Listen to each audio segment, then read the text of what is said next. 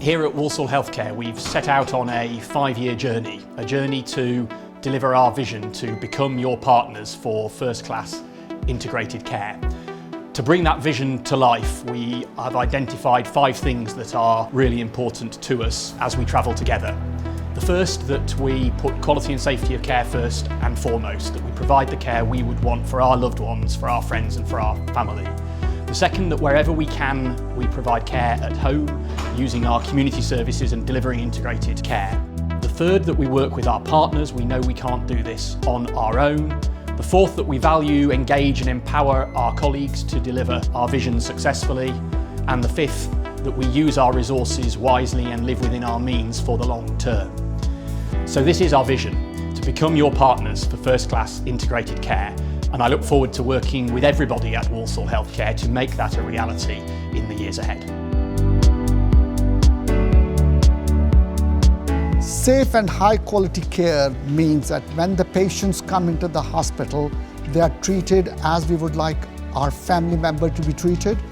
They should be treated with respect and dignity, and they should feel cared for and safe in our hands. What this means is that colleagues should be responding to patient feedback. We should be seeing risk being managed in areas proactively. And so, for example, over the past year, we have improved quality and safety significantly in our emergency department and in our maternity services, to the extent where we can see measurable improvements that make us proud to be part of this trust. Caring for patients at home is important because that's, after all, where most people spend most of their lives and are more comfortable where they want to be. The challenge, I think, for hospitals in England in the last few years has been very often the only support people could get would be to come to hospital. Where this trust is very strong is we employ community nurses, and the role of community nurses is paramount with the general practitioners to identify conditions with patients that don't necessarily need a hospital admission, but can work with the GP and the patients to make sure their condition is dealt with early, is managed, and the early onset of symptoms, so they never have to come to hospital at all.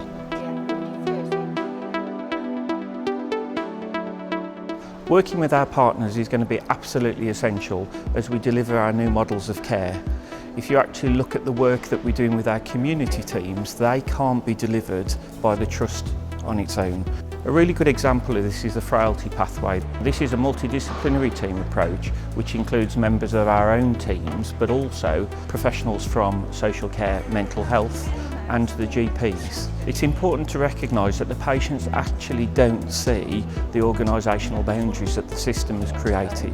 What we're looking for is a health and social care system that's working as one without organisational boundaries and without handing patients over unnecessarily to other parts of the system.